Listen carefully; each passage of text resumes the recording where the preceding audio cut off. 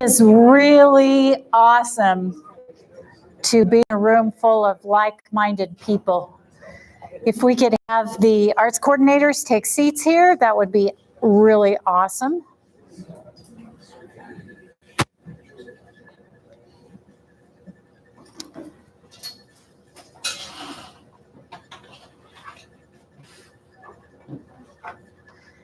And any of the others who want to come down here, that's great as well. Jean, we certainly invite you to come down.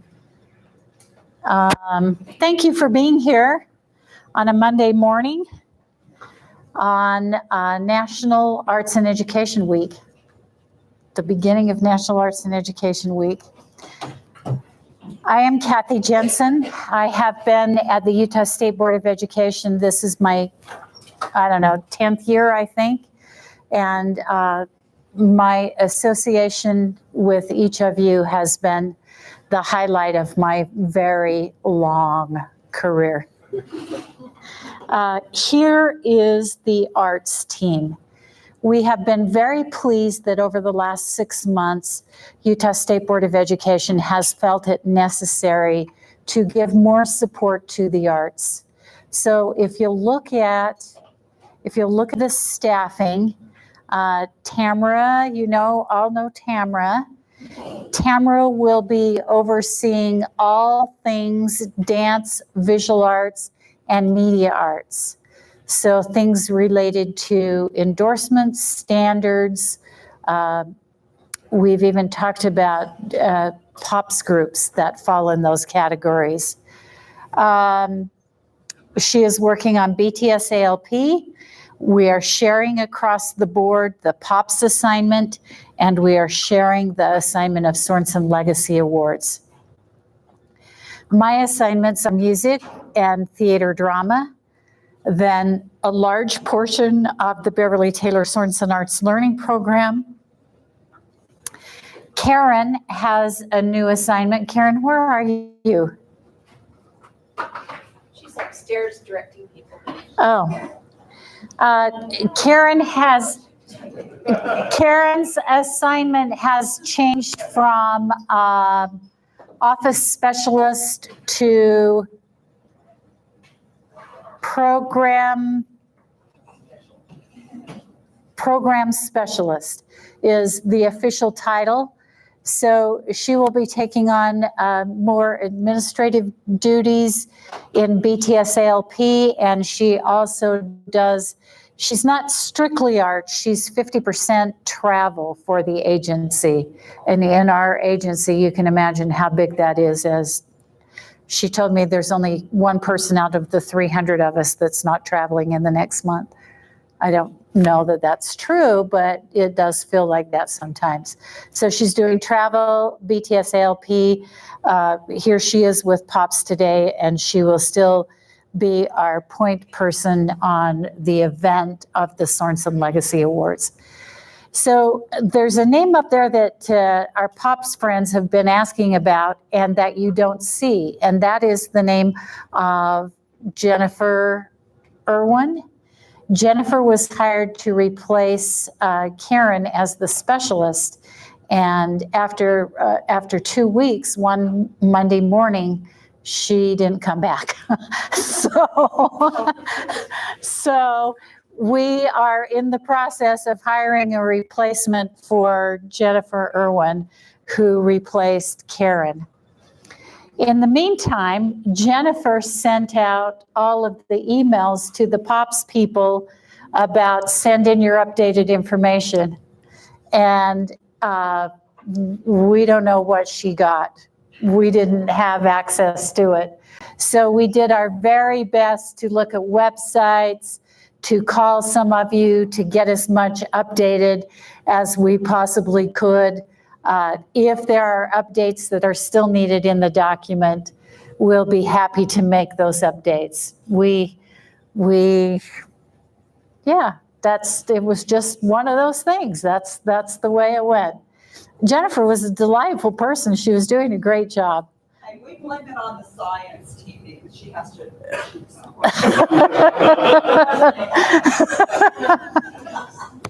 We certainly blame it on someone. I don't know.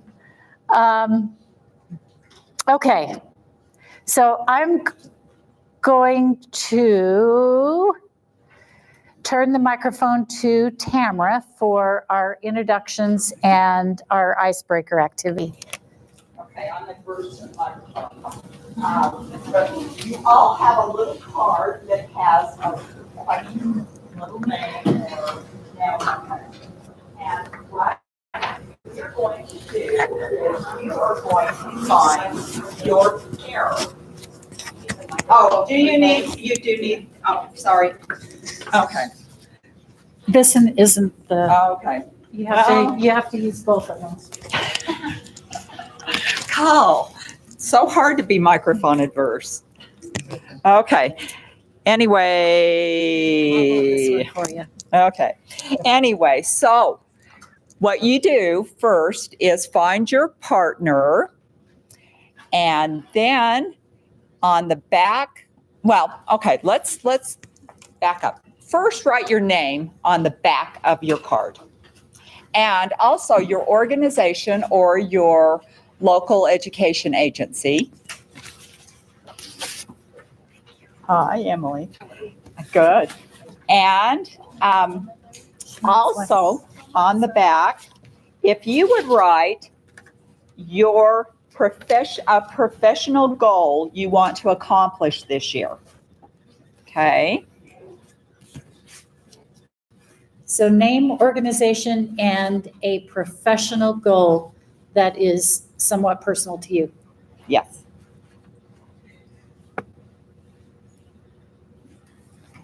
We can click this one on, and then I don't got to stand here and be obnoxious.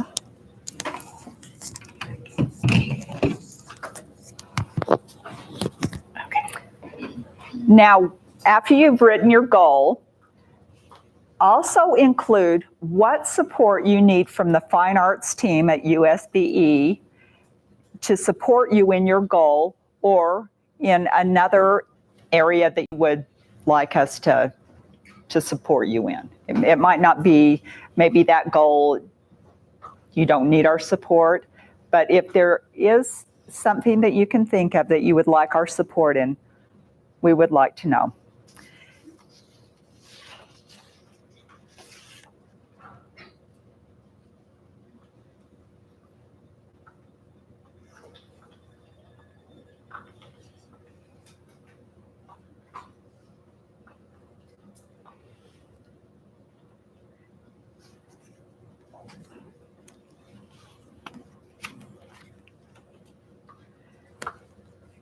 Okay, now for the fun part. After you're done with this, you're going to go find your pair. Okay, and good luck. And share who you are, what you do, and your professional goal. So find the match. Okay? And get going.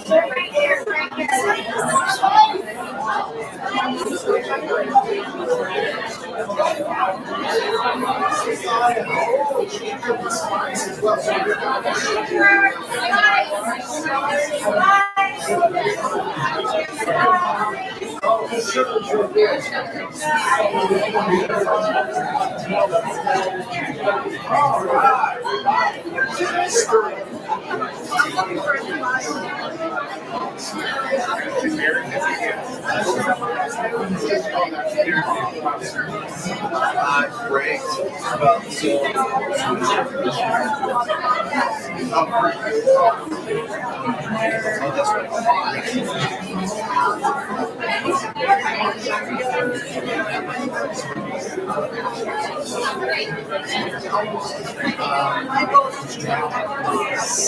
14 years here in New York City, first school, 6 years in fifth grade,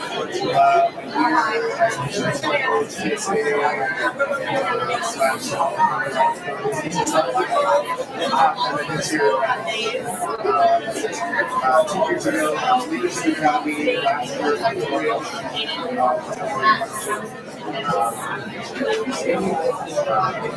That is responsible for articulation and drama.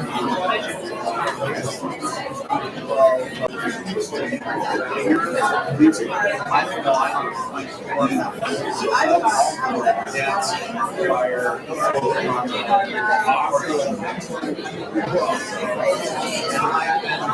the secondary special assistant.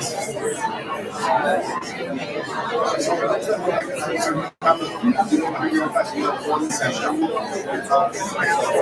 My teacher.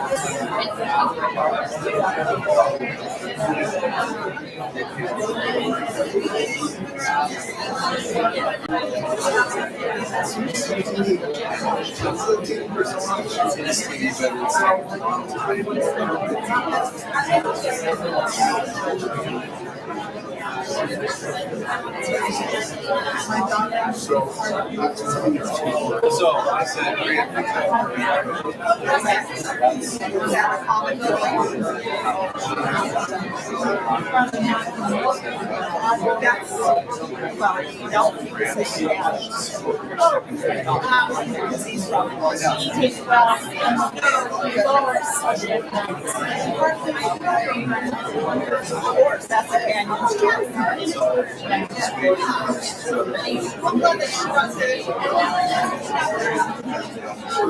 Logan is limited on what they can do because of their size.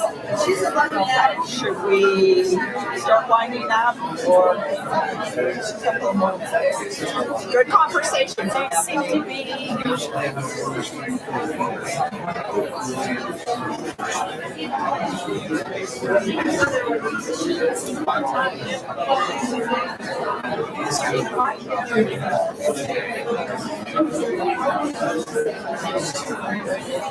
and moreover, my wife. Yes, that's where we are. So our goal is to be on site. There's instructional coaches, medical people, technology coaches. Because if you're focused on the books and the technology, so that's so you'll be able to slow down the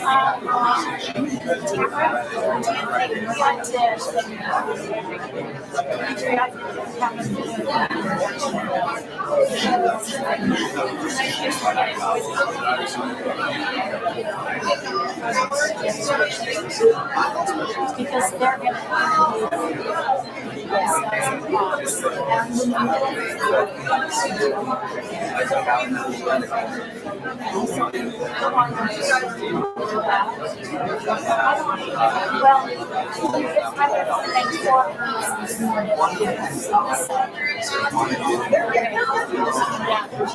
we spend far too much of our time segregated.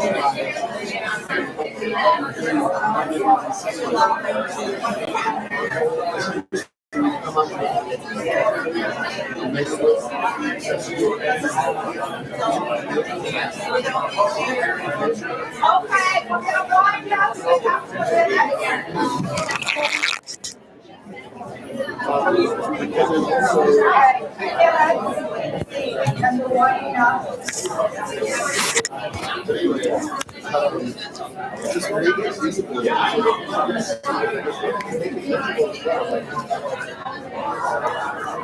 You're going to need this though.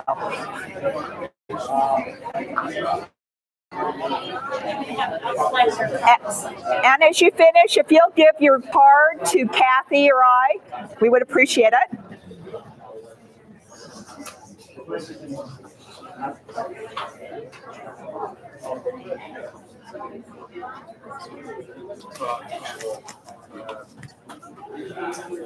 Thank you.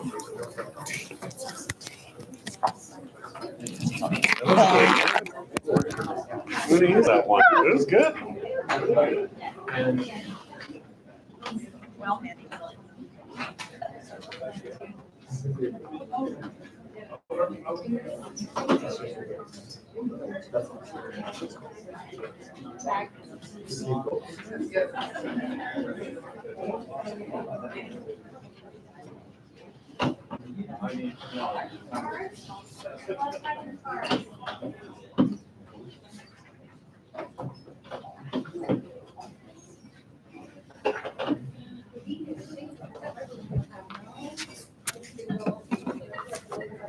Thanks, Cameron. Thank you, everyone, for engaging in those conversations.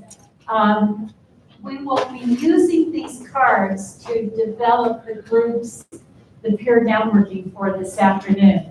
So we'll put them in like categories, and we'll give you an opportunity to get with your peers and engage in some deep conversation around the things that are important to you.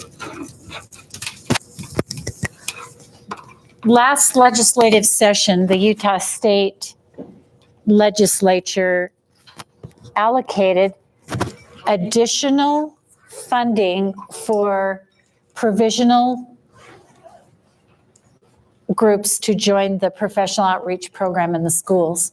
And we are pleased to have those 3 groups with us today. We received about 20 applications, and 3 were selected. 3, the cream always rises, and it was consensus. It was consensus of the selection panel that these 3 groups should be selected to be in provisional POPs. So we're going to give each one of them an opportunity to introduce themselves to you, to talk about their programming, and hopefully you can see them on the list as well. And so we'll start with Nora Eccles. Oh, look at that spelling. That's creative. Harris Museum of Art. Okay, I'm Allison Decker, and I'm from the Nora Eccles Harrison Museum of Art. We are up on Utah State University campus, and we have our POPs programming is going to take 3 different forms, basically. We have an in-house visit that's specially formulated for 5th graders, and this is STEAM-based. And so we do like a science and art connection. Last year, for example, we did technology and engineering with art. Having a modern and contemporary art collection, we have a lot of artists that use sound, use light, use motors and computers to create their art and tell the story in a different way than an oil painting. And so we discussed that in the gallery, did art activities, and into create art of our own. And they got to see their engineering, the direct result of their engineering with little art bots, motors, gears, modified remote control bots that were dragging markers. And we built these out of recyclables, and they could tweak it this way and that way and see how it changed the lines, and then add their own to that to create art. This year it will be States of Matter, focused on photography, which is what we have up in the museum this year, and they will get to do some looking at some sublimation prints, as well as doing some States of Matter chemical changes themselves with solid, liquid, solid to make some transfer prints. We also do something special just for middle schoolers. This is a junior curators program where they come into the museum, have a traditional museum experience, and then get to go down into the art vaults and meet with the collection team. They pull something off the wall and show them how it's hung and talk to them about how the practicalities of creating an art show. And that's to help try to fulfill some of the Utah Common Core on displaying artwork. And then they can go back to their school and do their own art exhibit of what they've created over the trimester or term, whatever it is. Now that's for people that are close enough to visit us in the museum. Of course, we pay for busing to get you there, but for those that are further afield, we do have a mobile art truck. And this art truck comes down to communities. We've tried to have the content come from the communities, meet with them through different organizations like 4-H, and meet with students. What do you care about? And then we craft a program for them. This year to the end of 2019, it's on water, conservation of water. That program goes down into dry pigment to wet pigment. The truck turns into a pop-up art gallery. And so they have art making opportunities, professional development, lesson plans for teachers, as well as the gallery. So all three of those components. So that's who we are and what we're trying to do. Thanks. I can't read it. Thank you. Plan B?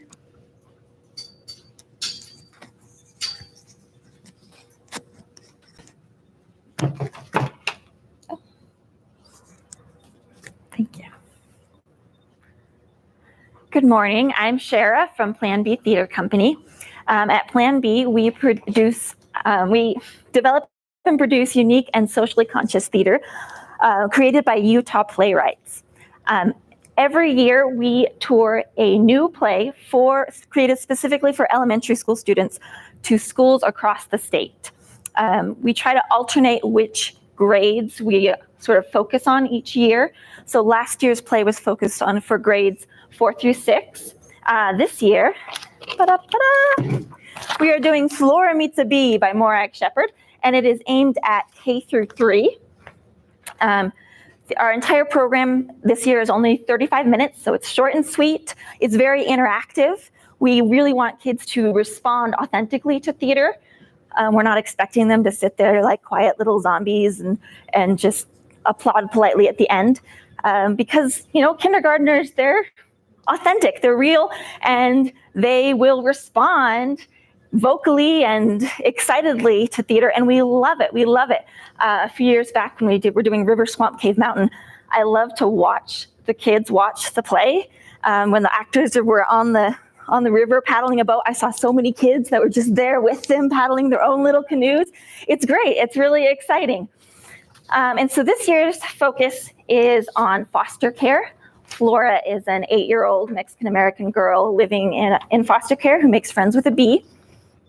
And this year, each school we visit, we're providing 3 books. They're back on our table if you want to see what they are, to go along with the theme of the plays. Let's see what else. I have notes written down. Oh, and I've talked to some teachers that will say, "Oh, you won't come out to us. We're out in the middle of nowhere." We are very portable. We have 2 actors and a little basket of props, and we will go anywhere in the state. Last year we went to Montezuma Creek. We went to Flaming Gorge. Wherever you are, we'll come to you. And we are also working at developing resources for teachers so that they can teach theater and drama in their classrooms.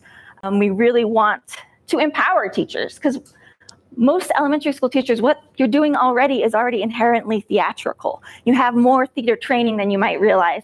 And so we have developed a curriculum with local playwright Julie Jensen, she's taught playwriting all over the country. She literally wrote the book on playwriting. It's called Playwriting Brief and Brilliant. It's a great book.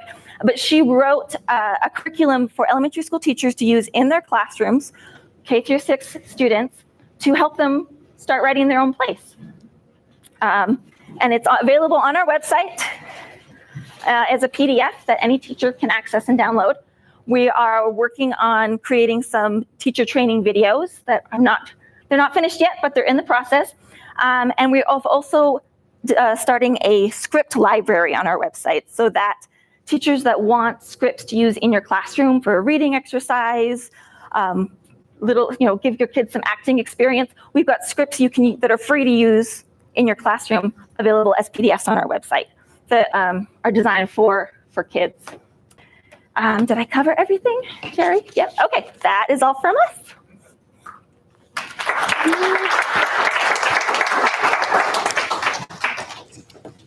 Thank you, Utah Museum of Contemporary Art.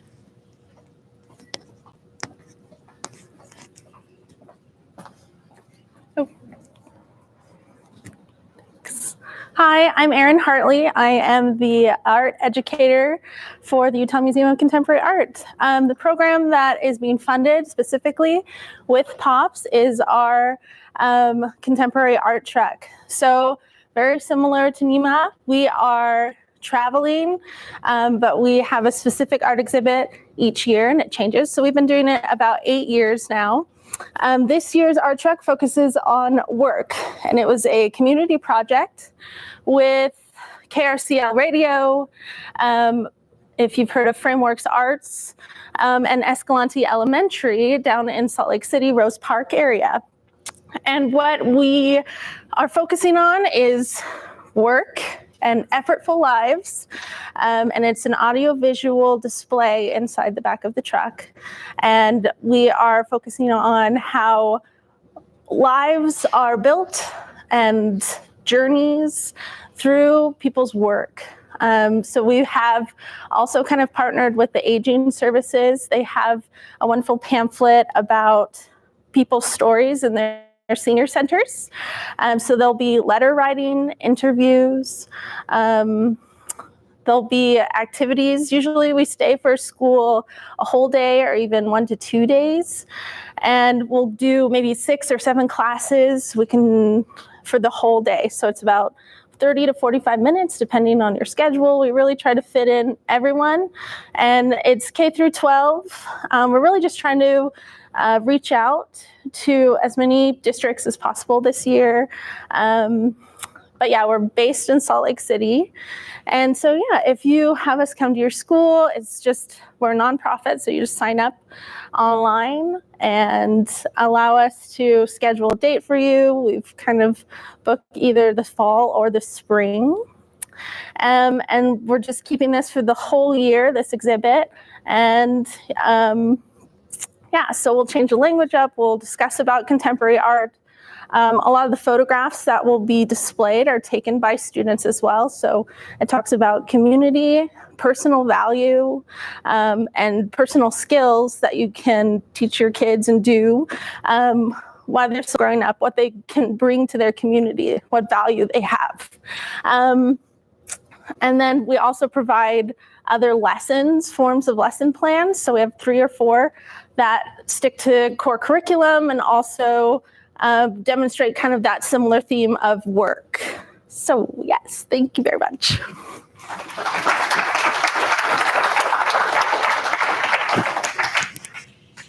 Thank you.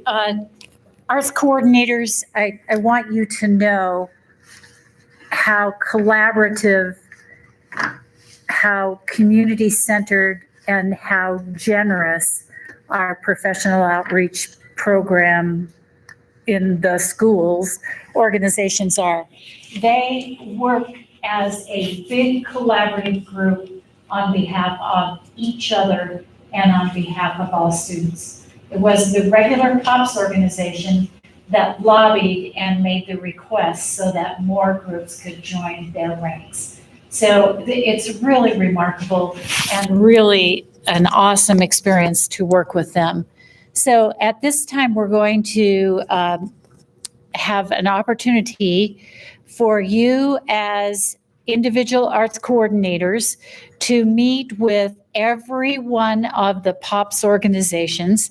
And we're going to do this in a speed dating style.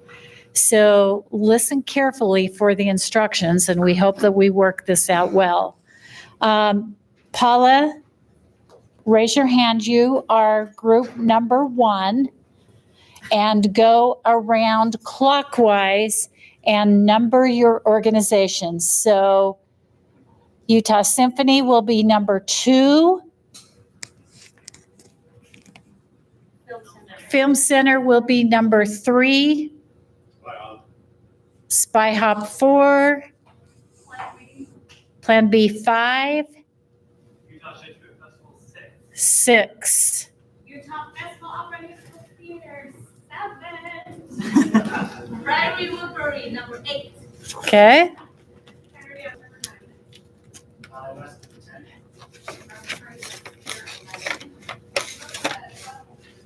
Lima, 13. Freedom, Team Mark, 14. Okay, so there are 14 organizations.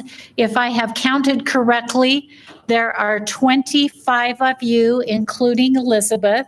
Come on down, Elizabeth. And so most of you will go in pairs, okay?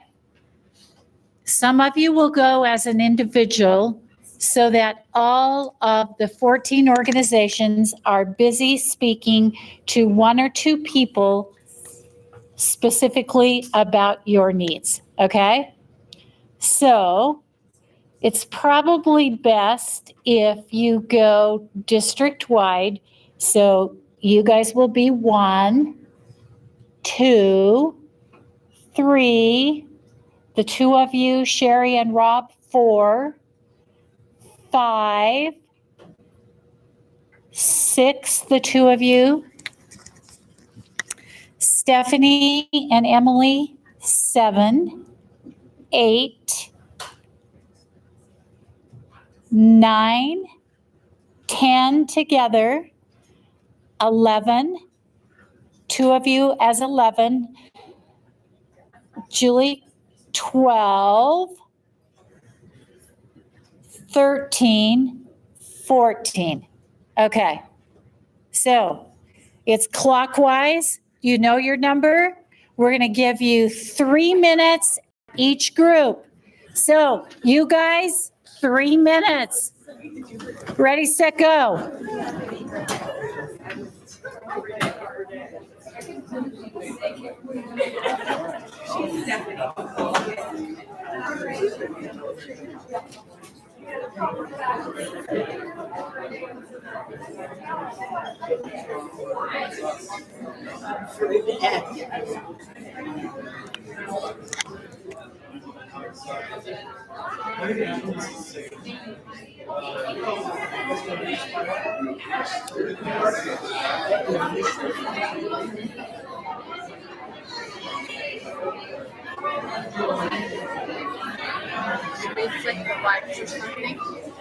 Yeah, we could do that.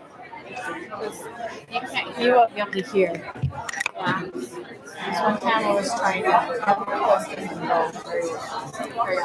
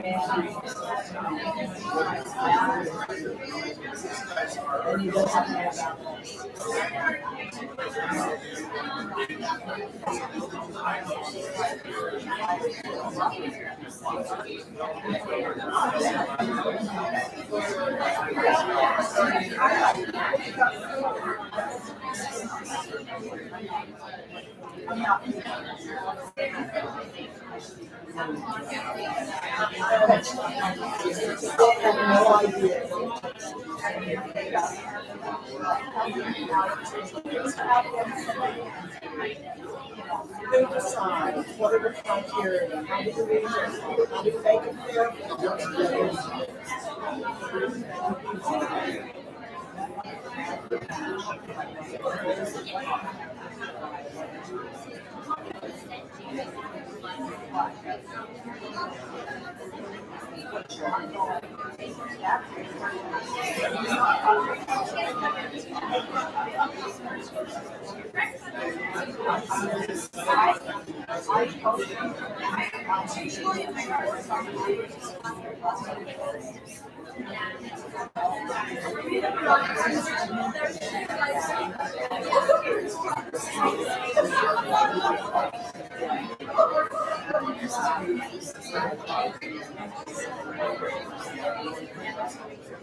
Okay, round cake,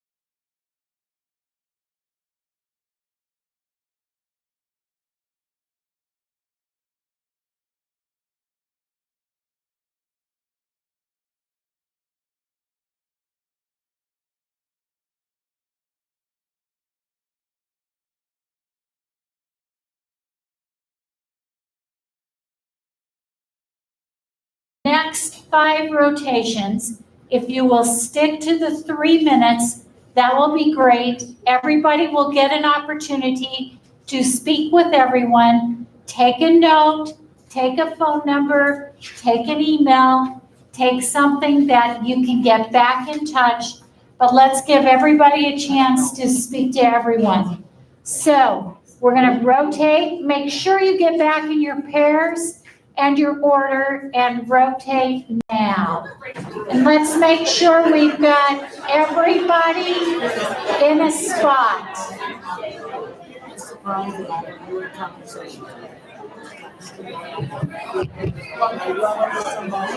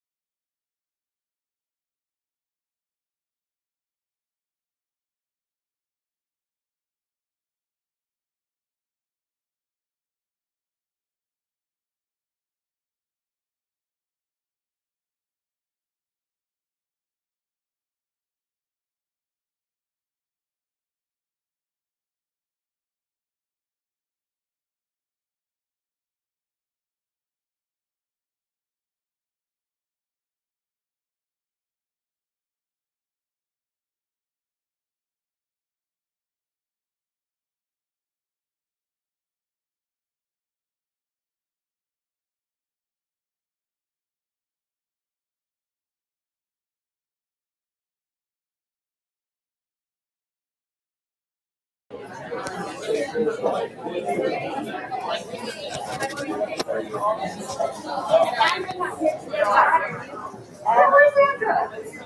not representing. Give an updated email list of these steps. Uh-huh. I have talked to Karen. Yes, Yes. at your own peril. Thank you, everyone. If we could have the arts coordinators return to their seats.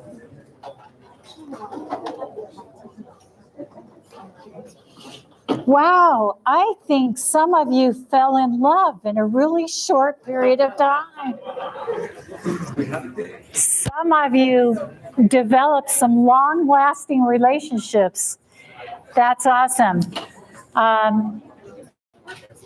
I want to again thank the POPs organizations, welcome our provisional groups. Thank you for the wonderful service that you provide to students in our state to have the opportunity.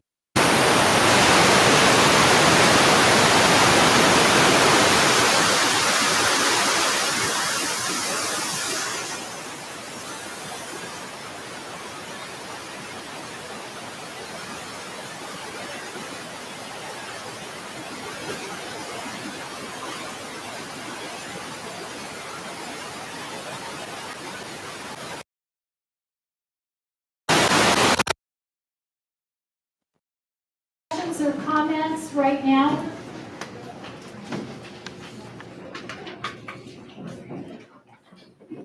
Karen. It was requested that we pass around just a sign-in sheet so that everyone has everyone's email.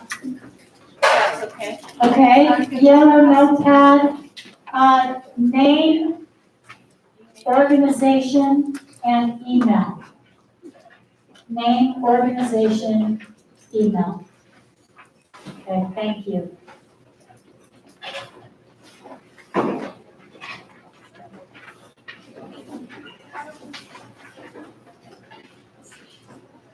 Okay, as you were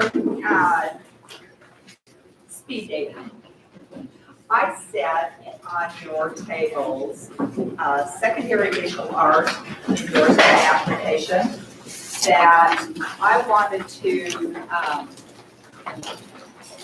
talk to you about a couple of minor deletions I want to do on it and see if your thoughts on it.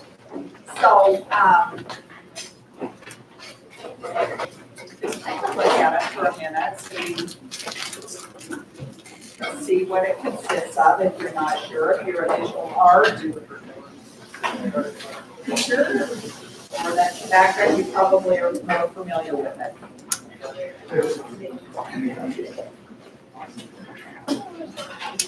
So, you're going to see inside where it says for painting transparent and opaque media. I have that crossed out. What has happened on these visual arts endorsements that as I've started, Sandra, can you hold the mic closer? yes, as I've started to receive these and go through them to approve, is I've had a lot of people that are coming to teaching through an alternative graphic licensure, and many have a photography background or communications, and they have a lot of photography courses. And if they go with a photo emphasis, they have been approved. But a photo emphasis does not include painting, transparent or opaque, and it does not include ceramics or sculpture. And as you're aware that most of what visual art secondary teachers teach has to do with drawing and painting and ceramics. Those are some of the main courses. And so it's been bothersome to me that two main areas were being selected if they have a photography emphasis. And just to give you numbers, I looked at FTE for the whole state and how many photography classes are taught by a fine arts, visual arts endorsed person, and it's 1.4%. So it's very low. CTE teaches more of the photography than than art teachers do now. And so what I want to do, if you just look at this I just want to take off that exclusionary, that they're not required to have painting and ceramics, because I think those are two classes that they need. So any feedback you want to give me? So what you're saying is that photography people have to have those. Yes. I think that's brilliant. Okay. Just to Anna? clarify, photography people that want to be certified in visual arts, Exactly. not CTE. Well, when you get a visual art endorsement, you're endorsed in any of the areas within visual arts. And photography is one, but very little photography is actually being taught anymore. And so I've seen some people, because all of their, if you look on the number 5, advanced studio work, photography classes can count for all of those with auto emphasis. And I don't know, it kind of makes me feel panicky to think that we might have art teachers that have a very limited background in visual art. So does this meet, do you think this would be okay to delete that? Yes, Julie? I don't want to open a can of worms. I have a question about, I just remember in the state standards on visual art, that they were pretty nebulous as far as specificity of medium. Have you received any pushback because that's generic and they say, well, look, I'm meeting the visual art standards because I'm using this as my medium? Or am I just up in the night? I just saw that as, oh, I hope you know. The course standards are more open. Yeah. But the courses that are But being that's taught in middle schools and high schools are not. They're pretty specific. So, Painting, drawing, foundations. so nobody's giving you pushback on that. That's good. No, glad to hear. my concern was, having a person go through an alternate route to licensure and not being totally, well-rounded. Thank you. Very nice way to put it. Okay, that's Yes, good. Anna? Would it be possible to have like a 2D or a 3D track though? Like someone's. There still is. If you look at it, if you were, ceramics was your emphasis in college, all of your advanced studio work could be in ceramics.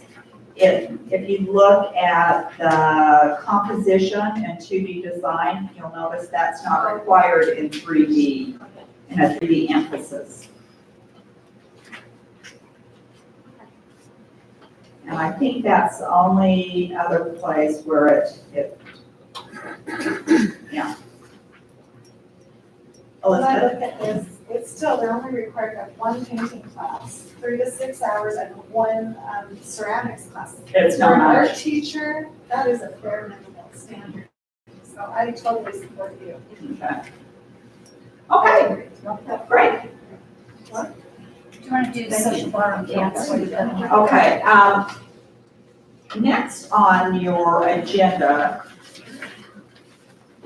you'll notice that we were going to talk about guideline updates. and Kathy's going to address theater tech and art history and social ballroom dance. There's a desire to have that for fine arts credit, not just elective, but graduation credit. And this was talked about last year, if you remember. Okay, as I've taken over dance, I've met with the group that was writing the guidelines, and they have addressed the create area, and I have asked for input from UDEO, Utah Dance Education Organization, to see what their feelings are. And so this is, I'm going to have a conference tomorrow with their advocacy person, and they, as a board, had some questions. So that's still in the works, because that's a big jump to make sure that dance educators feel like social ballroom dance should count for graduation credit. So would that need to be offered by a certified dance teacher? There is a social ballroom dance endorsement, and you can get one of those. Someone with a dance endorsement, they would be qualified to teach social ballroom dance. And the social ballroom dance, people kind of wonder about that because the dance emphasis is modern dance for someone that graduates and has an endorsement area. So, You'll let us know. yes, I will let you know. See my thing. And that's, yeah.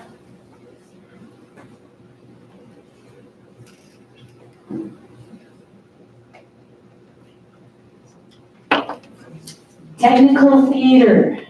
In Cactus, there is no longer a stagecraft course code. The name has been changed to technical theater, and the technical theater experts have written guidelines for that course to count for core arts credit, graduation credit. Those were distributed at UACT, the Professional Organization for Theater Teachers. I intended to bring copies today, but my printer at home had no ink, so I couldn't bring it. But we will send those electronically to you, and they will appear on our website sometime when we have an assistant who can help us do that. But look forward to the technical theater guidelines. Anna, do you want to talk about the art history guidelines? They're in the same process. They have been approved. Art history has always been core graduation credit in the arts. And the challenge now is for there to be somewhat of a create piece. So do you want to talk about your process at all?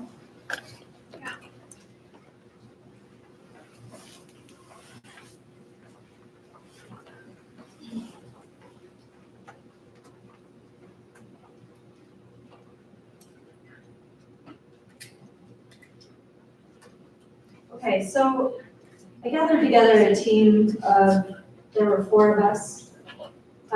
2 of us were in the arts, like visual arts. We also had a teacher who is history certified, but also teaching art history, and then an English teacher that was also teaching art history. Because we wanted it to be representative of groups all across the state, not just visual arts. So, a couple of things. We looked at the AP art history, learning objectives, some big ideas and core concepts. We also looked at the state core, and then we also got a little bit of feedback and input from some of the concurrent enrollment universities around and what they were requiring for art history. And so it didn't take too much. We mainly were just able to build in learning objectives and put them within our visual art core standards for Utah State. One of the things that we're really emphasizing is there does need to be a create portion in an art history class. Like you can't just have it be all history and lecture and no creation. Now, there can be a lot of freedoms in how teachers create, but we felt like if you're going to give that visual art credit, there needs to be at least some application of creation because that's such an important part of our core. The connect and the respond was very, very easy to connect with art history because it's so naturally built in. And the present portion wasn't all that difficult either because a lot of times we're asking our students to present information and do research and present to their peers. So the main thing for you guys just to know is we do want to make sure that art history teachers know if they want to give the visual art credit, there needs to be an element of creation. Doesn't have to be every day, but it should be part of their regular curriculum. So we came up with that, submitted to Kathy, she responded back, we changed a few words, and I don't actually know where we're at now. It's ready to publish. Great. Okay. Fantastic. Questions? What questions do you have about the guidelines? So social ballroom dance is still in process. Technical theater now counts as core arts graduation credit with the Cactus code that is in the Cactus system and with the teacher following the guidelines that will be published and have been distributed to the theater teachers. Art history has always counted as core arts credit. We felt like it was important that there be guidelines that include a create portion. Okay? So those are the big rocks, I think, in that discussion. The question came up about a licensed, endorsed educator teaching those classes. Credit for students does not rely on the credential of the teacher. Credit for students relies on the course code that is assigned to their class.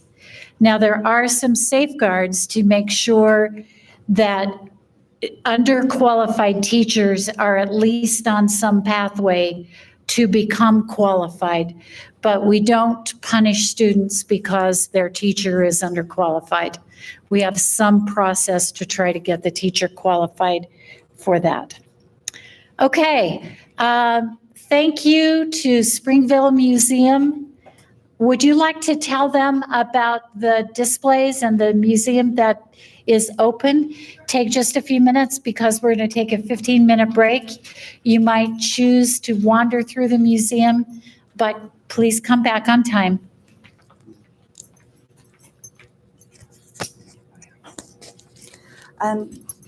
The museum is all open today for you to kind of wander through and experience.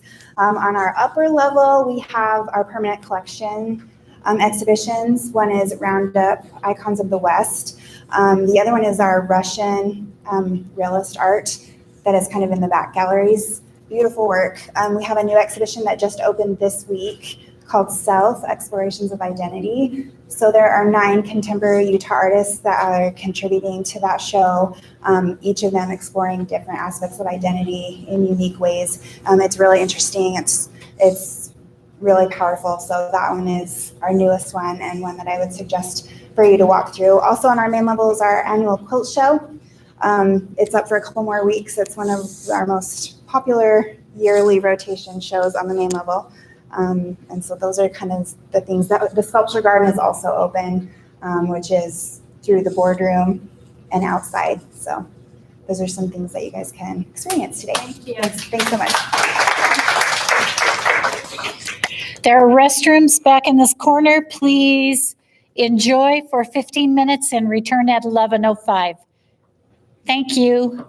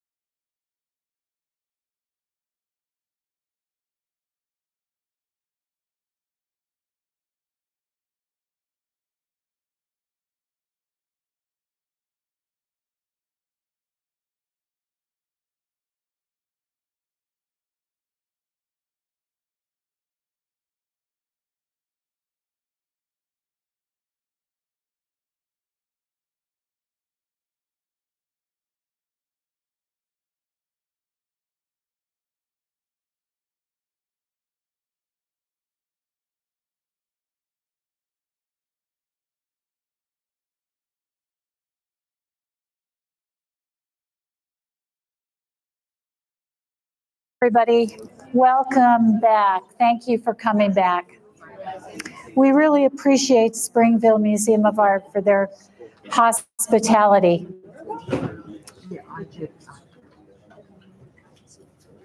We wanted to call your attention to an effort by Americans for the Arts for National Arts in Education Week. It starts yesterday, so whatever you can do in your LEAs to call attention to arts and education. If you want to read this, it is based on an actual law.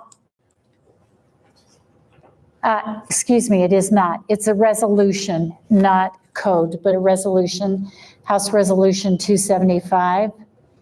And it's been in effect for 9 years now, 10 years.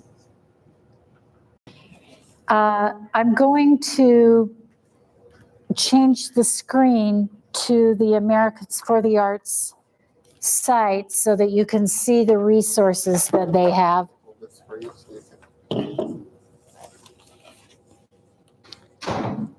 Thank you.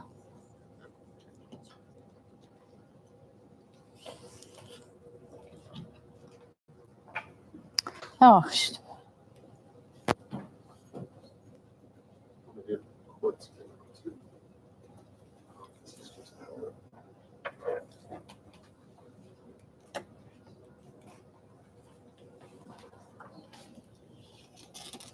if you Google arts and education, this site will come up and you should be able to get to the things. They ask for several ideas to participate, celebrate, advocate, support, and sign up. Have lots of resources. I won't take time to go through it. Are any of you familiar with this site and have you used it in the past? Okay. Hopefully in the next day or so, you'll have an opportunity to do at least one thing in your district, send out one thank you to your teachers, one congratulations to arts in your district, something that will call attention to Arts and Education Week.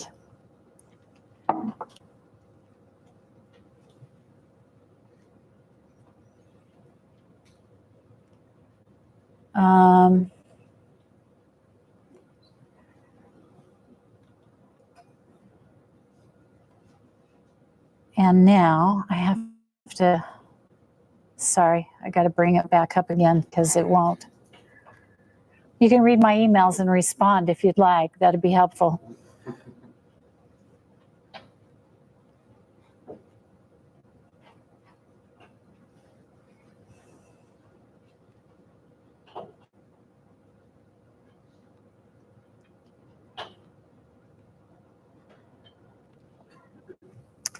Okay, if you didn't have the opportunity to pick up one of these documents, they are at the back.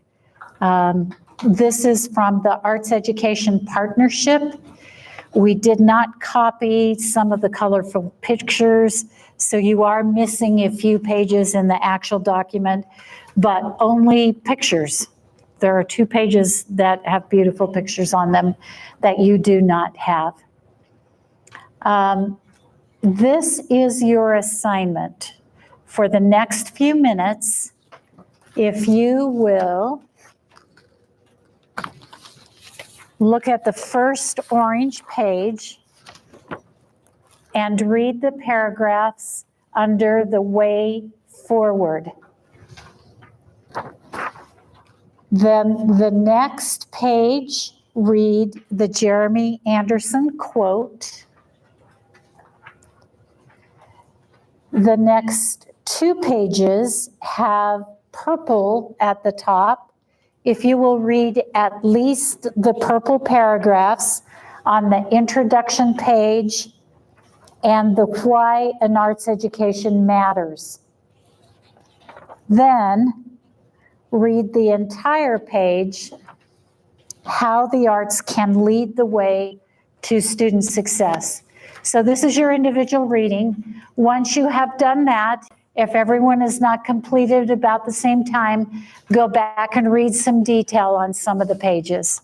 What questions do you have about the task? Yes. Are we looking for anything to discuss later, or is there? We will have a discussion. That's a great question. So how does this fit what I experience? So a personal reflection and a connection to your work. Connection to your work. That's a great question. Thank you, Anna. Anything else? Do you have more, please? We don't have one. We don't do it. How many do not have one?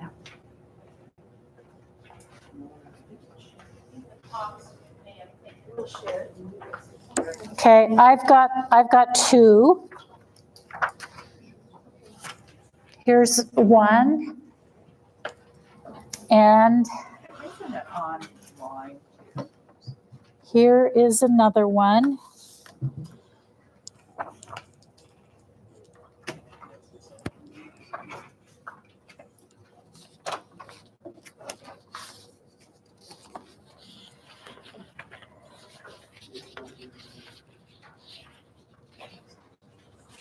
And for those of you who are still left, if you will go to AEP, Arts Education Partnership, Google Arts Education Partnership, or does everybody have access now? Oh, no service, okay. You can get it, Springville Guest. Yeah, Springville Guest, I got on Springville Guest.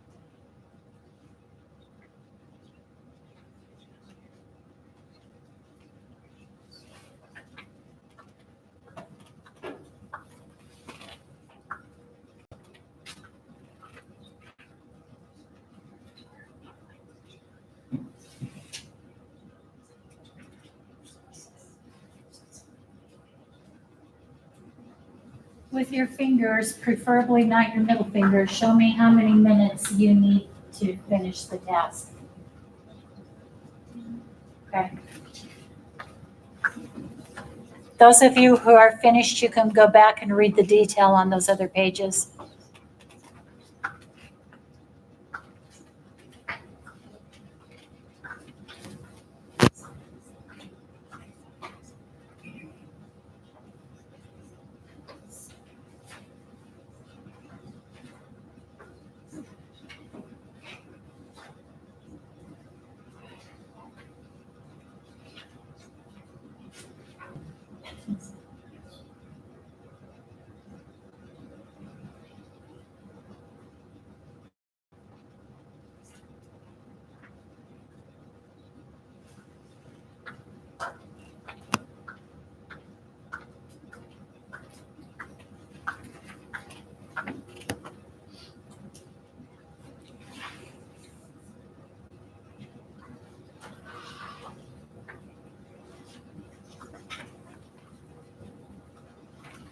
I apologize for not having enough copies. I don't know what happened. I guess it's going to be on someone here. Oh, that makes sense. On top spreads.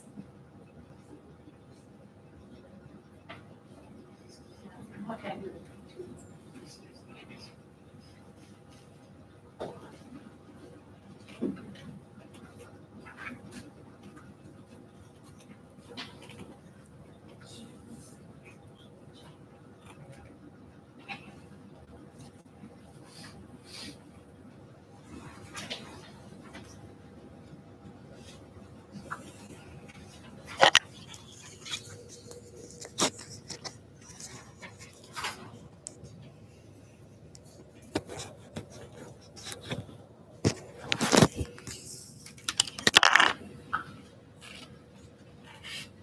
You're on AUP, I can help you find it, Jim.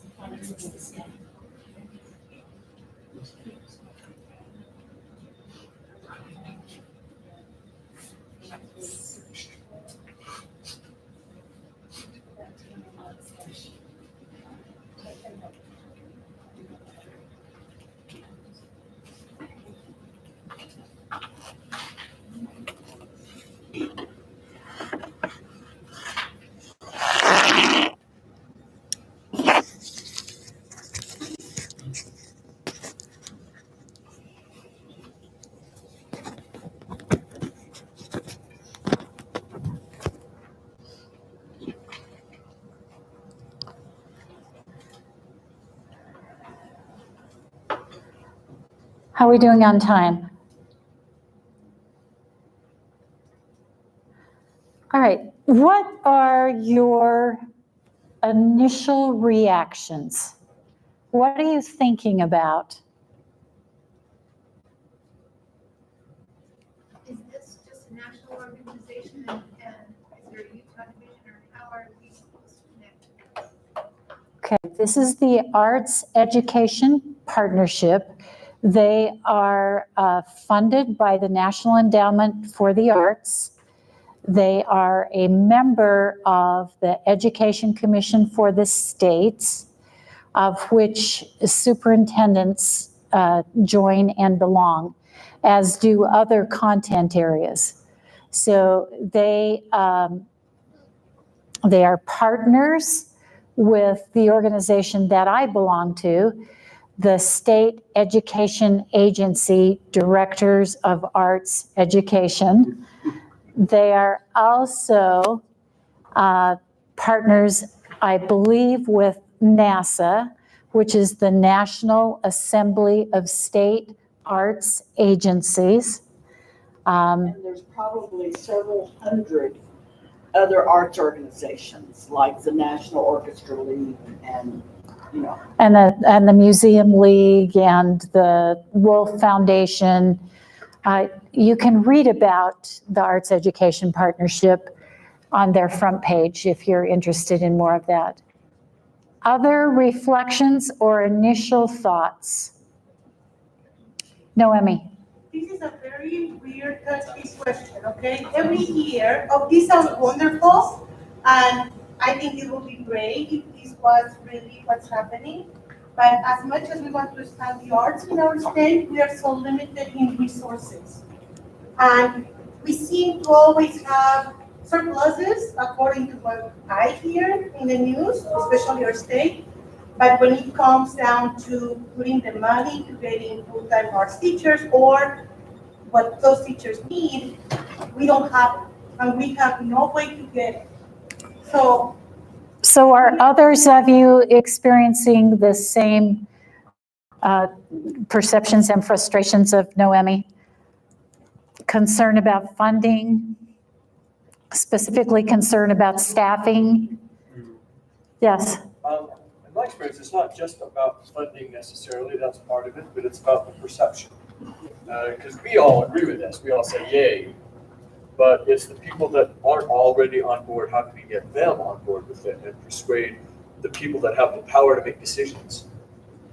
So we have the choir in this room, is what you're saying? That's what I'm saying, yeah. Okay, Dave? So I outlined on, I don't know what page this is, the page that we read the full thing. In the first paragraph after the introduction, the first non-bolded paragraph, in the middle it says, we want strong federal and state policy environments and a deep knowledge base on the benefits of arts learning. I was doing some reading the other day, and it talked about how Can you hear him? Policy only goes so far, and actually at one point, apparently the federal government mandated the U.S. to switch to the metric system, but that took to nothing. I mean, I was just noticing after that, actually, everything I buy does have how many grams listed on it, but who cares? So policy only goes so far. The next part of a deep knowledge base of the benefits of arts learning. And I'm really grateful to work with my colleague here, Bob, who, when he came on this position, said, we need to make all these wonderful things measurable, accessible, and visible. That's how we then make that deep knowledge base come alive, I think, where any policies that come through actually then land on fertile soil. Thank you. Other thoughts or reflections before we get into the work? Sherry? I like the idea of the equity and access. I think what happens, at least in my experience, is that in schools with high, low SES populations or ELL populations, the school feels like their emphasis has to be so much on catching those kids up in other areas that they inadvertently exclude the arts. They narrow the curriculum and therefore narrow the student engagement and exacerbate the problem. Yeah, we all know that. Jean? I will tell you that they are addressing the issue of equity. I'm being hauled back tomorrow for a 4-day meeting in DC. I'm looking at equity issues all over the country as it relates specifically. Well, I'll be meeting with the Arts Ed Partnership people, but as it relates specifically to Arts Ed. Oh, I'm going too. And, oh, good. On the same flight? For tomorrow morning, 9:45. All right. Okay, cool.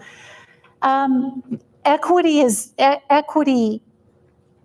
what stood out to me.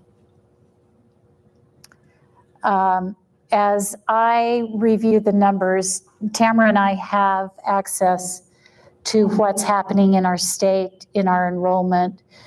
She talked about FTE, those kinds of things. We can mine all of that data, and we can do it longitudinally so we can see what the trends are. I have said this before. About 3 years ago, I looked at music enrollment, specifically at the request of the Utah Music Educators Association. And I looked at music enrollment based on demographics, so based on underserved populations.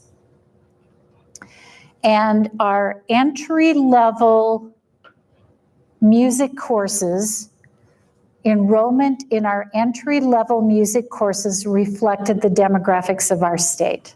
Pretty darn close.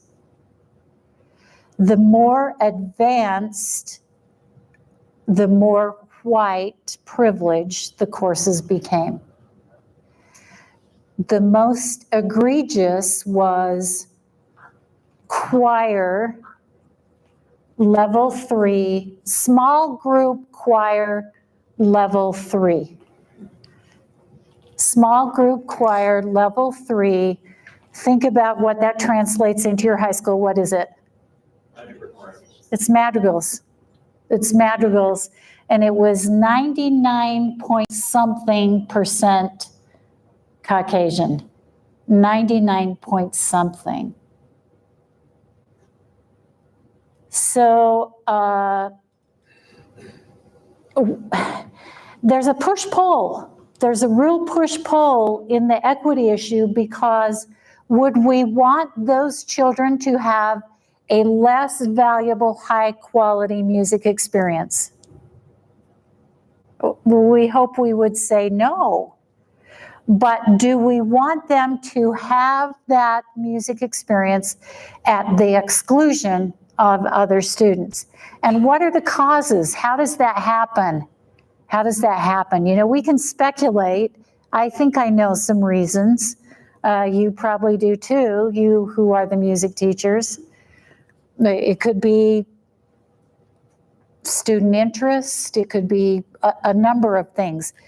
Equity is the issue if we're talking about student success.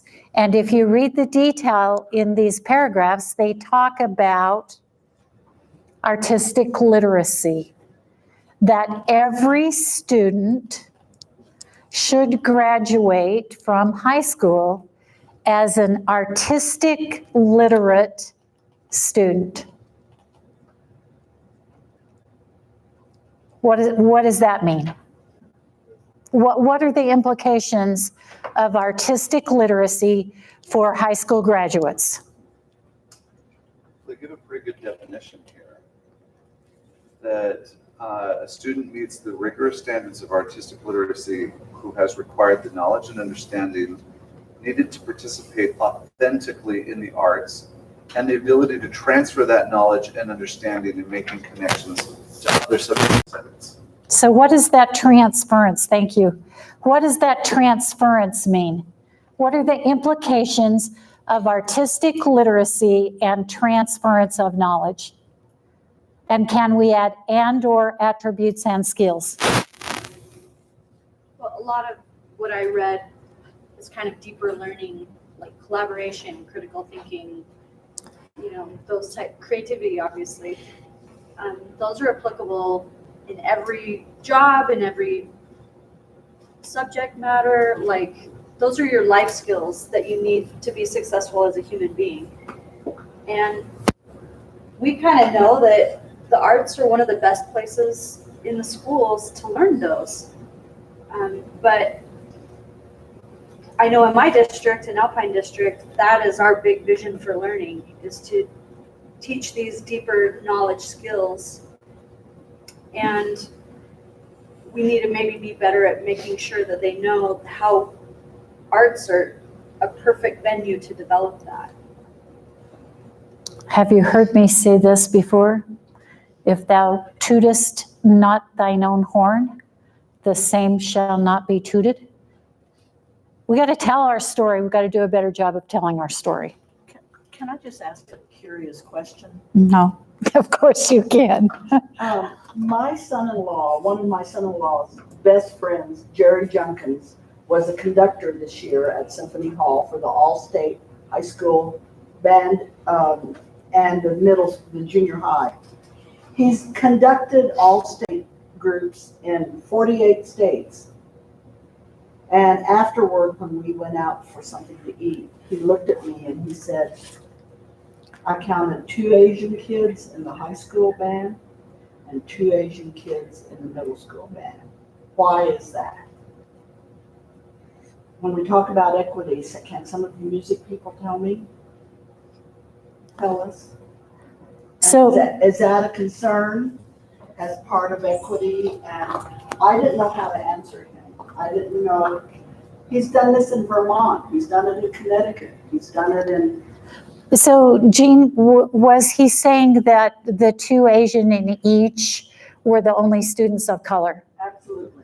So it wasn't him just picking at, it was that they were the only representation of students of color. The only, in both of the bands.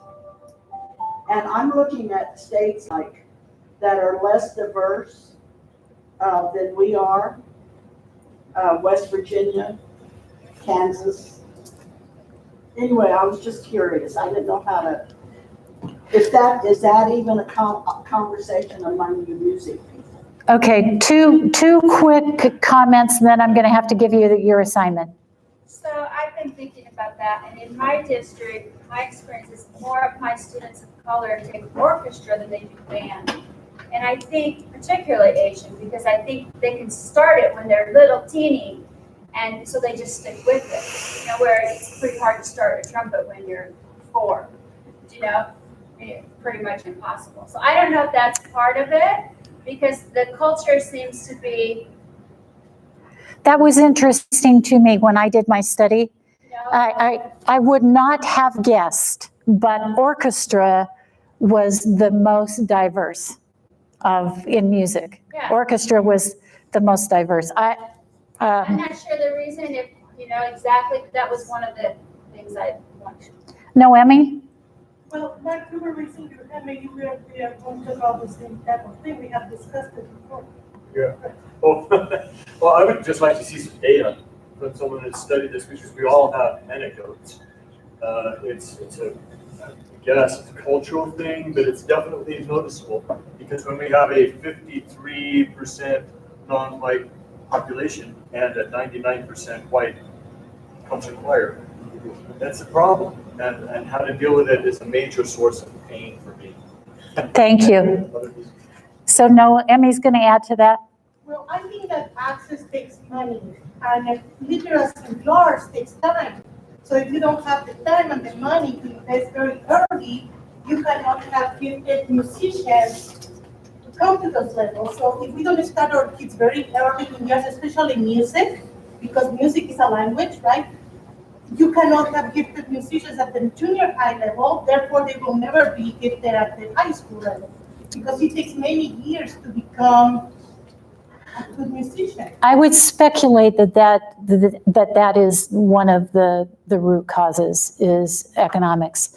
I think that you hit on another one, and that is the cultural appropriateness of what goes on in our classes, and the interest level, and the traditional way that we continue to think about what music ought to be taught and how it ought to be taught. So breaking those barriers. So for 15 minutes, we want 4 groups here, there, and the rest of you. Group number 1, 2, 3, and 4. And your task is this.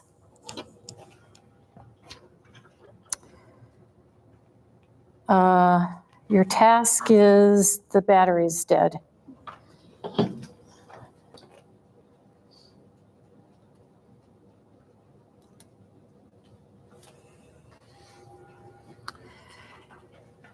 Each group reads and discusses the assigned priority area.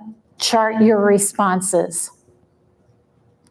On one side, what is already happening in our schools or LEAs to meet the goal? On the other side of the T chart, what could be the first next step in meeting the goal? And what new ideas do you have to add to the priority area for our schools? Because it lists some indicators that may not be something that is really relevant to us. Face it, Utah's a unique place, and places in Utah are very unique places. So let's look at this. 1, 2, 3. Did I say 3 over here? 4, and I will bring chart paper. Please quickly introduce yourselves, then get right into the discussion. Somebody charts and somebody is the spokesperson. Are you referring to the priorities on the green section? The next pages. Okay, so they're group 1, so priority 1, we're group 2, priority 2. Okay, just clarifying. What other questions do you have?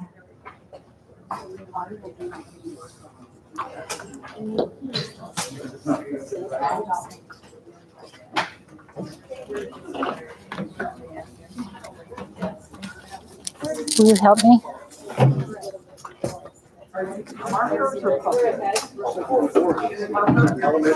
Markers. Okay.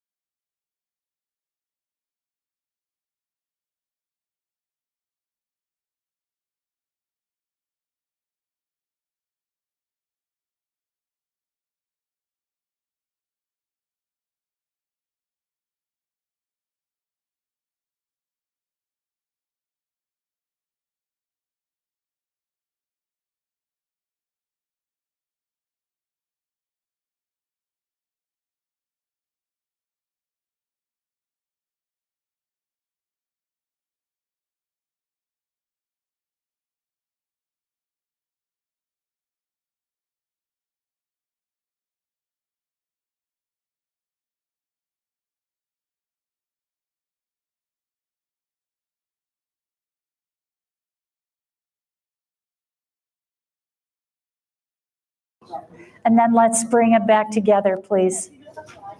First next step would be to like suggest the language and the connections to I really appreciate the sincerity and the deep thought that you put into those conversations. Thank you. Now we're going to have the opportunity to share from each of the groups. So the spokesperson from Priority 1, they're still getting their stuff together. Spokesperson Priority 1.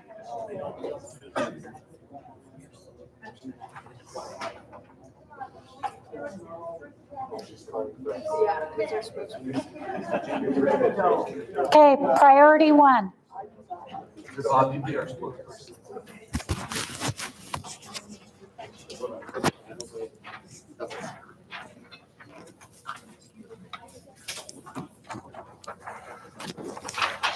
Okay, so what we talked about is that our communication of what the benefits of the arts are needs to be communicated more broadly.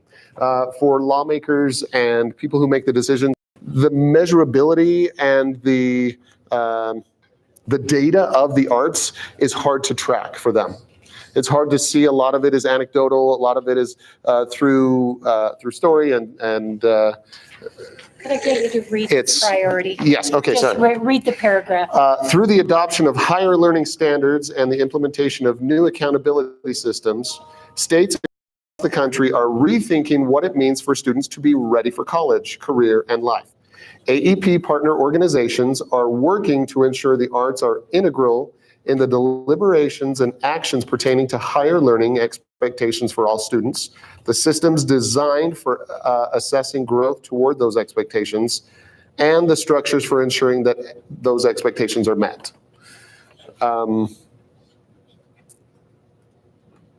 That's a lot of stuff. But basically, they're just trying to make sure that there is a higher bar for arts integration as far as the growth of the arts programs in those schools to connect with those kids and prepare them for the workforce. The transition is if we want to make that kind of impact, Yes. we want to be able to have those things come into policy, we need to start with what we.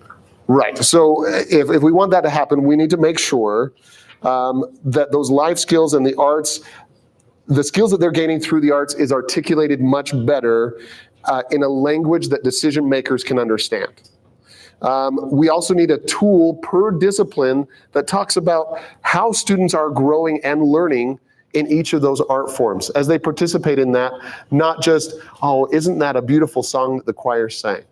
Let's talk about the skills that it took to get there, the practice, the rigor, the teamwork, the collaboration that it took for those students to get there. Wow, they're leaving this choir so much better than they came in. It's not just, oh, that sounds nice, good. We also need to inform parents more about exactly what the kids are learning, how they are learning deeper through those art forms.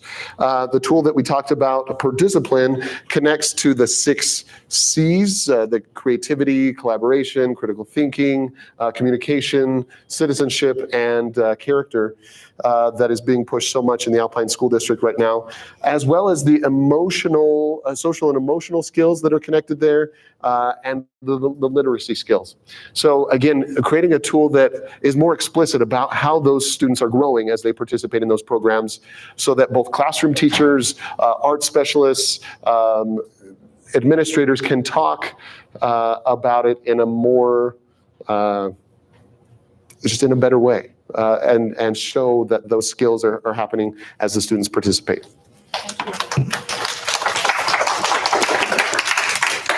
Priority 2.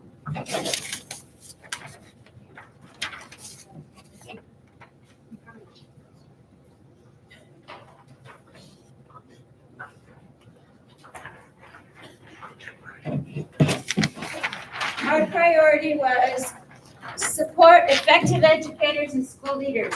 As part of the transition to higher learning standards for students, states are also rethinking their systems of preparation, support, and evaluation for educators and school leaders. AEP partner organizations are working to ensure that all levels of the educator workforce are ready and able to engage the arts as a core academic subject, as a key instructional resource across all disciplines, and as a strategy for school turnaround.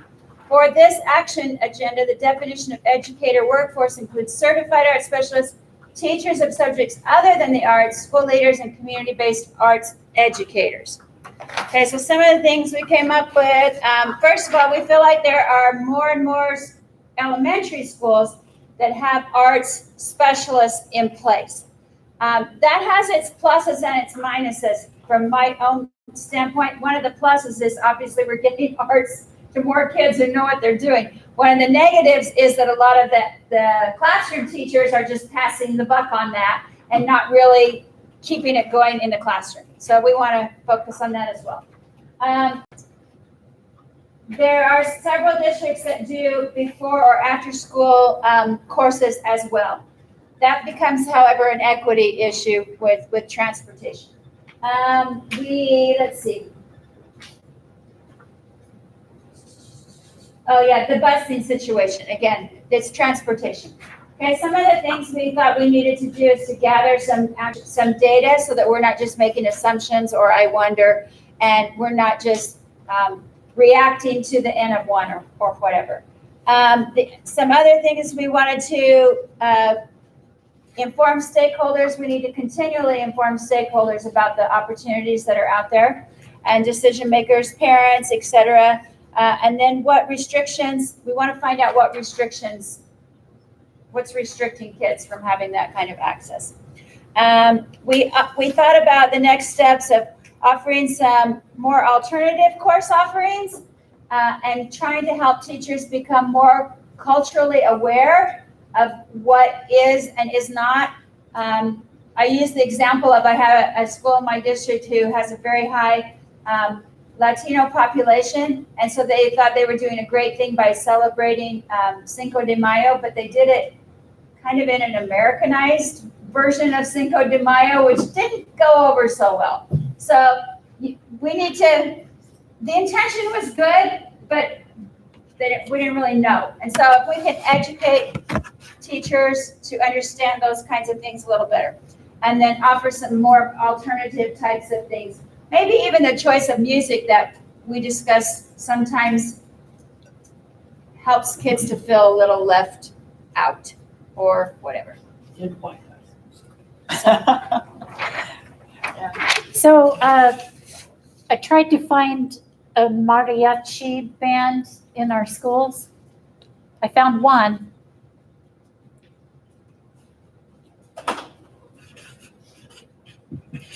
At a charter school, Esperanza.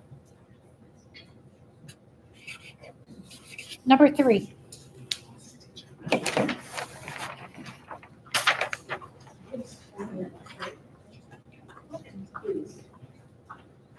Okay.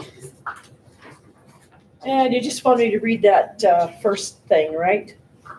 It has to do with transforming the teaching and learning environment. States are employing a wide array of innovative approaches to personalize students' learning experiences and transform the learning environment.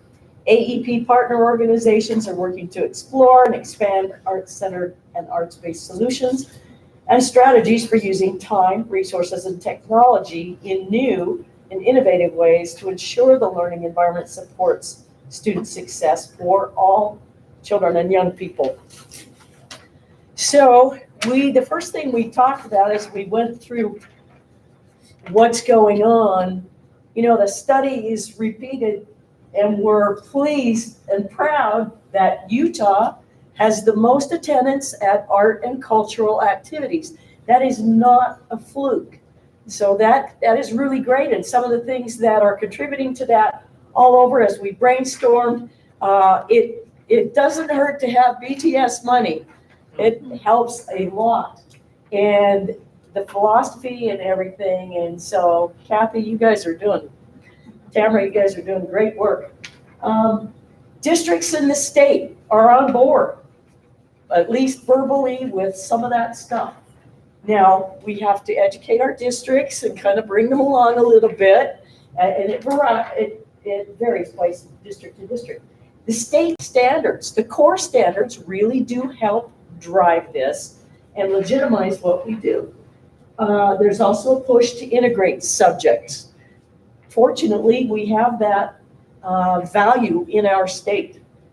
The POPs group in Utah are unique, as Chris pointed out. Nobody else has anything like that. We are so lucky to have these organizations that are willing to collaborate, cooperate with education. Our arts organization, UMEA, UAEA, UDEO, as I look around and have been on national committees, we have no idea how good we have it because of the teacher support of those individual organizations that give teachers an opportunity to not only grow, but share and collaborate and brainstorm with each other because we share those goals. Even something that shows our state, the ZAP tax. How many states have the opportunity for a ZAP tax that promotes these cultural organizations? That's a big contributor to the fact that our state is getting out and involving in the arts. Yeah, and the large attendance at arts programs. Well, so we need more diversity of art forms, and I shared a word that I like because I made it up. It's called artsversity. The arts and diversity are not exclusive. If you share multiple arts forms, you're sharing multiple cultures. And we are in a unique position whereby we can share cultures and enhance cultural diversity because there's diversity amongst the arts. We can't be in little silos with our art forms. And we talked about, let's see, the arts are not elite. They tie and unite instead of exclude. We talked about a little three-pronged approach because it's like, at first it was mentioned that, wow, this is so overwhelming. Well, here's our strategy. We start with self-directed learning. We work on self-directed learners as they learn and attach to an art, be it whatever culture they're from or whatever. That's where we start. But then the next step is we share that art. We share it with each other. We share it with our community. And then the third step, once you've internalized an art form, you've shared an art form, then you begin to develop empathy, which makes you a better, well-rounded human being. What greater goal is there than that? So with those things, you're not jumping into, we need more data collection. We need to share the evidence of problem solving and in all these things that the kids will learn, and it gives them more confidence.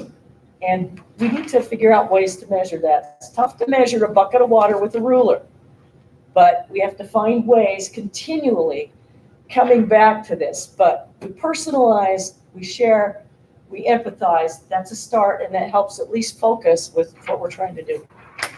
Thank you. Thank you for celebrating our positive things. Board?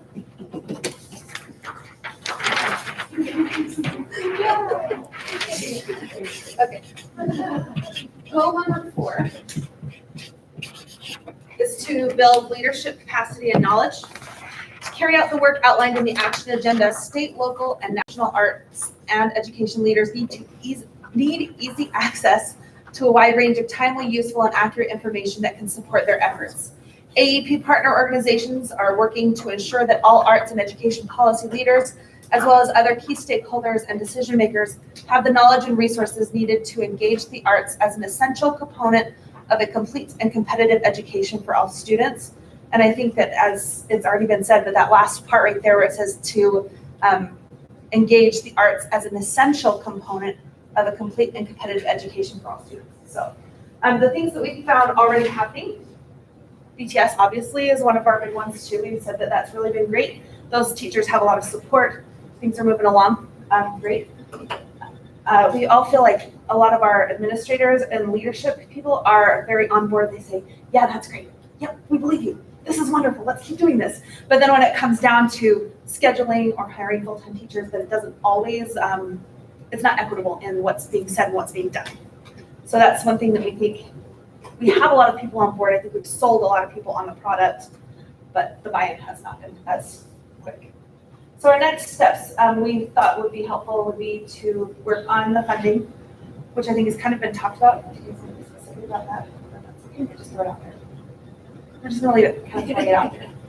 Where the secondary gets kind of a similar amount of support as the elementary does with the BTS program, so that there's a little bit more follow through with what we're starting so young, so that when it grows, that is being able to be supported as well. We'd love to see more of the time commitment for scheduling things. I feel like 2 and 3 would kind of squish together a little bit. And then increasing the collaboration between the elementary and the secondary schools so that there's more transparency in the learning that's happening. So some of the ideas that we had to increase this priority area was first and foremost advocacy. So a lot of the things that we've talked about were they believe in the product, but then how do we actually put it into action? So I think you just mentioned about how the schools are looking for some of those soft skills, the 21st century skills that they're moving into, or the social emotional learning. Both of those things are components that a lot of people in Utah seem to be moving toward. So pushing ourselves into those meetings when they're planning those, because they don't think, oh, let's involve the art people on this one, when they're making the big grand designs. So finding ways to push ourselves into those things I think would be really important. And we'd love to see the priority of the arts become more important by making sure graduation requirements and elective credits are seen as a priority as well. So not necessarily, if you're taking music, that was the example that was used. If you're taking music as a language, you have to practice it all year long for it to be effective. You can't just take one semester of it and then be like, oh, look what all these things I know. You have to take it multiple times, but students are being stretched to have to take different things or using their advisory credits to qualify for graduation when the arts things that could also fill that quota are not being prioritized. So we would like those things to be re-examined and prioritized. Right. Oh, that was okay. Can I tell you that? Sorry. That is a real problem. I've actually had conversations with some counselors who say, you already took some content, you can't take it again. It doesn't count if you take it again. And it's a lack of knowledge on their part that, you know. Because you were going to do the same music next year, right? Right. You've already taken it, so you have to take something different. So things like that are happening more than I see head nods. So we've got to reach out and make sure people know. No. Thank you for engaging in the conversation. I wish we had several days to solve these problems, but thank you. I really loved the positive spin that you took. Please don't see this as a burden. See this as an opportunity. See this as something that we can celebrate the wonderful things that we have. And we're smart people, and we can see an opportunity and take the next step to improve things. We're going to break for lunch. If you feel so inclined, when you go out in your lunch groups, and I'm embarrassed that I can't buy you lunch, but stay there. Just leave it at that. If you're so inclined, have a discussion with your colleagues about what STEAM looks like, what you're doing, what you believe in it, if you don't believe in it, whatever. Just have a STEAM discussion if you so choose. And let's be back at 1:20. 1:20, yes. Do you want me to share what's new in Springville to get food? Yeah. There's a Smith's down here that has a deli. They make custom sandwiches and all kinds of stuff. There's also Cafe Rio and several other new places right in that Smith's complex that. Where is Smith's? It's just between the freeway and here Okay. on 400 South. And it's on your left if you're going, when you're going west. And there's all kinds of restaurants you can go into right there. And obviously there's a gas station, Brookside gas station. They have homemade burgers and fries and stuff and shakes and every kind of soda you can imagine. And there's up Main Street, there's a brand new Gandolfo's where the old Yogi used to be, that's just up on your right on Main Street. And there's a plethora of restaurants around. I thought I'd tell you some of the newer ones that you might not know about. Sorry, that might save you some time. Thank you. Enjoy.